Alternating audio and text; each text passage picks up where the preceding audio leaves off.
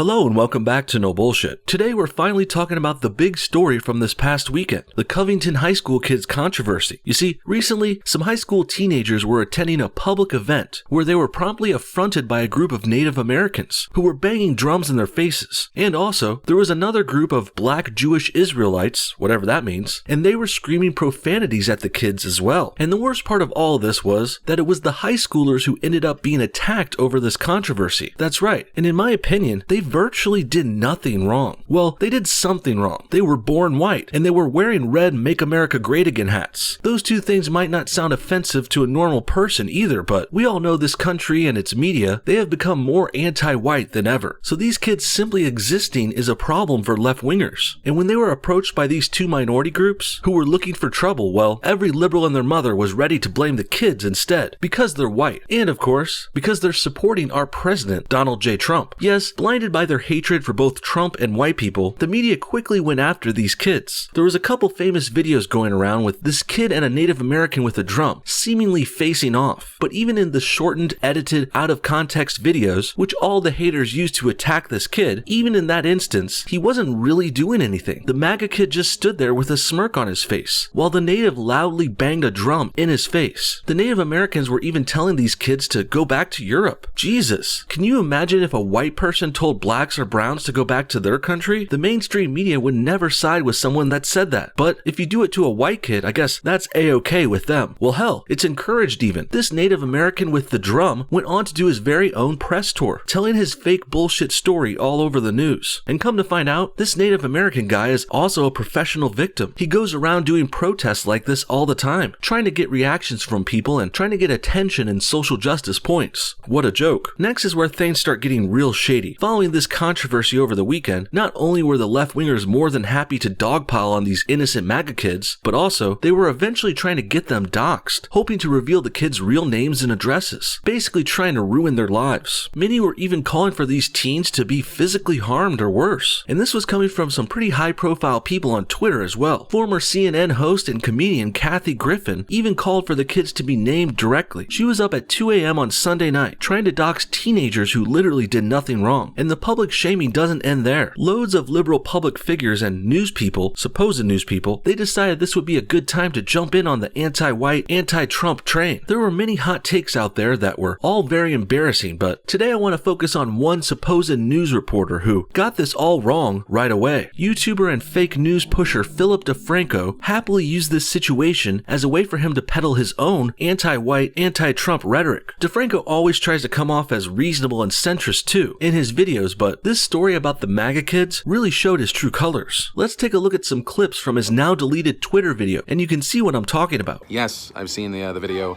of all those kids wearing MAGA hats and MAGA gear. That I'm seeing reports that they're from a Catholic school, and they're it seems like they're intimidating, at the very least bothering, mocking. I personally take it as intimidation and harassment of this Native American man and this very small group. Harassing and intimidating? What? How? As I said before, the kid was literally just standing there. Sure, he had a smirk on his face, but that's no crime. I guess everyone expected him to walk away or something, or bow down to the Indians. I don't get that, and I don't think he could get out of that circle anyway. He was completely surrounded. The kid couldn't move if he wanted to. There was nowhere to go, and also, the native was freaking banging a drum and telling him to go back to Europe. How is that not intimidating? He's a grown-ass old man yelling at some teenager. So I have to ask, how is standing still more harassing than banging a drum loudly in someone's face? That's clearly a form of audio intimidation coming from the Native American. And this reaction from DeFranco is a perfect example of how divided this country has become, or more specifically, of how radical and out of control some leftists have become. We can all watch the same video of the same event, but in the end, we see things completely differently. It's like two separate movies. And the main difference is, my side is right about this, and I would totally admit it if kids or MAGA supporters were doing something wrong, but Philip DeFranco won't. He will defend that Native American no matter what, because Philly D has white guilt. And this is also why he was so quick to attack the MAGA kids in the first place. If you're a white male in America, you don't get the benefit of the doubt, clearly. In fact, guys like us, people assume we are guilty in any situation possible. I'm also seeing reports that the Native American man is actually a veteran, making it even worse, but if you haven't seen the videos, here's what it is.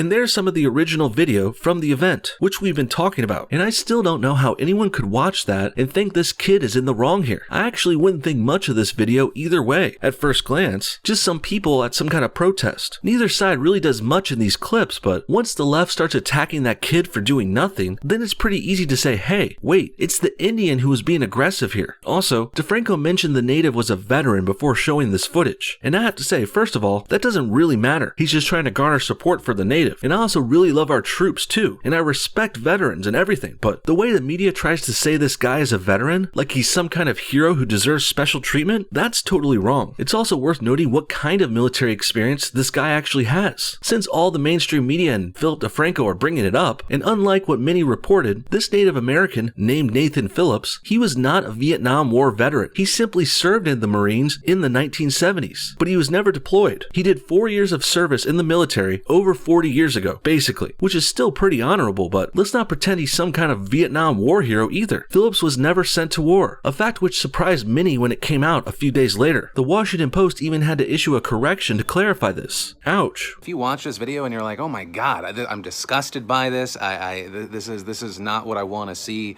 in my country. This is wrong.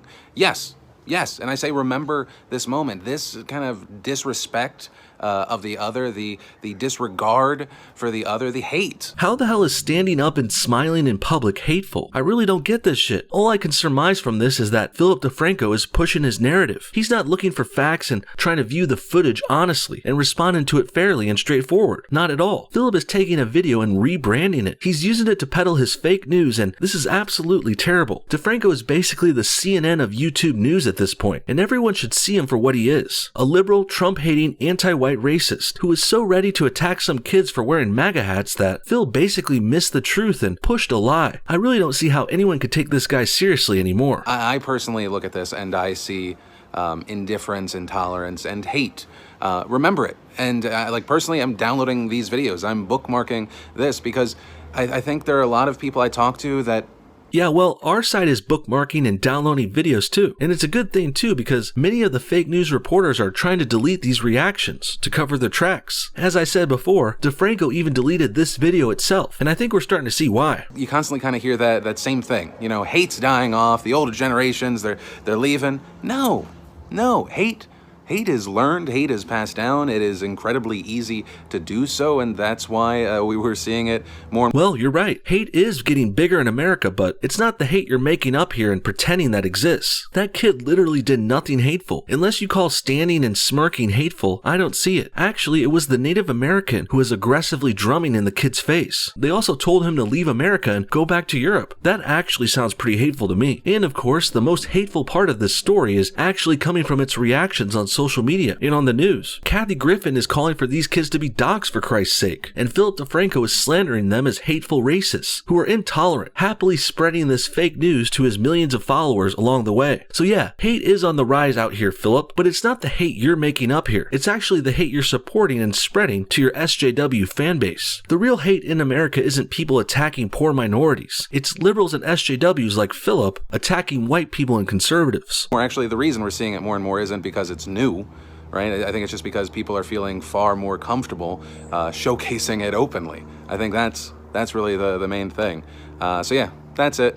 I hope you're having a good Saturday. Nice. A little more projecting at the end here, for good measure. Philip DeFranco is so low IQ, he actually explains exactly what he is doing, what he and his fake news pushers are doing with the story. All the while he's trying to claim it's those kids and MAGA people who are doing what he is. But we're not. Conservative Americans aren't starting fights. We're not aggressively playing drums in the faces of our opponents. And we certainly aren't doxing teenagers who don't agree with us. The lefties are the ones pushing hate, and they even have the balls to blame us for their actions. Just like what Philip DeFranco did in his silly little vlog here. Now, this event and the initial responses happened over the weekend, around Sunday, and since then it's been getting even more interesting. And quite frankly, it's been rather fun watching the news and the left-wingers squirm here, as they're being forced to backpedal all of this outrage. You see, after the initial videos came out, like the clip shown in DeFranco's video, well, shortly after that, the next day, more extended full-length videos started coming out. And, surprise, surprise, not only was the MAGA kid and his friends at that location first, but also it's become more and more clear that it was the Native Americans who walked up and approached and intimidated them. There was also more hate speech revealed at the event as well, coming from the Native Americans and their friends though. Their side was not only chanting "Go back to Europe" like we once thought, and to make things even worse, those black Jewish Israeli guys, they were attacking the MAGA kids along with the Native Americans. Those older black guys said some of the most racist, offensive, hateful shit ever, but for some reason no one in the media pointed them out at all because they're black. So there were no calls for doxing of the people who were actually being hateful here, but instead the mainstream media and liberals were trying to dox and destroy the MAGA kid and his friends for being white and conservative. And although some are still doubling down on their attacks of the MAGA kid, many others are being forced to apologize. CNN host and fake news veteran S.E. Cupp even apologizes here on her Twitter, saying she regrets acting too quickly before getting a full picture of what happened. Wow, sounds like this CNN reporter is apologizing for not doing any reporting. It's called research, you dunce. Just try Googling something before you go off and spout off about it on TV. Next, Philip DeFranco himself even apologizes in an extended rant on Twitter. Him too saying he shouldn't have jumped on this story too soon. So you can see why I call him YouTube CNN now. He's basically doing the same thing as their anchors right here. Fake news confirmed. And sure, Phil also did a more nuanced follow-up to this on his YouTube channel, but it's still kind of a non-apology if you ask me. It's also just something you can't come back from. Philip DeFranco has showed his true colors and we all know he's fake news now. In the end, apologies really aren't enough here. Simply saying, "Oh, I'm sorry for jumping on the story too quickly" is kind of missing the point too. Sure, that's kind of what happened, but really, the whole truth is what these liberals need to pony up to. This week, we have seen that the left is willing to show no mercy and no benefit of the doubt to white people, especially if you're a known Trump supporter. Forget about it. Wearing a red "Make America Great Again" hat has become basically akin to putting a target on the top of your head. Anyone wearing one out there better be careful. Real talk. Watch out, guys, because it's pretty clear that if the Democrats catch you on camera wearing a red MAGA hat, they will make shit up about you. They'll frame you, dox you, and attack your family, and even send in so many threats that your whole school has to close down. That's what happened to this MAGA kid and his friends this week, and a big part of that was because people on YouTube are spreading this kind of fake news. What do you guys think? Did the MAGA kid do anything wrong in the first videos? Why do you think these kids are getting doxed and harassed now? And should Philly D's show be considered fake news now? Comment your thoughts on everything below, and thanks for watching No Bullshit. We'll see y'all next time.